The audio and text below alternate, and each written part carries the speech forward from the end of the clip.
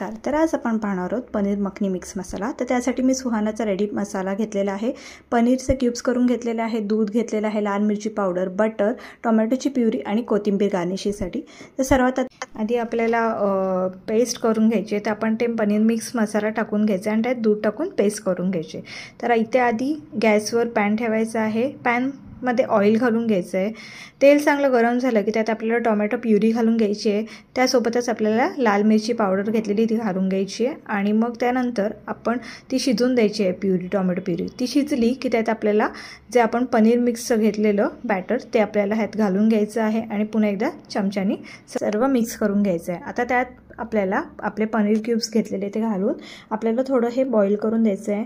मग आपण वरती गार्निशिंगसाठी बटर आणि कोथिंबीर टाकायची। तर आपली पनीर मखनी रेडी आहे। कशी वाटली रेसिपी नक्कीच कमेंट सेक्शनमध्ये सांगा आणि व्हिडिओ आवडला असेल व्हिडिओला लाईक करा, शेअर करा आणि माझ्या चॅनल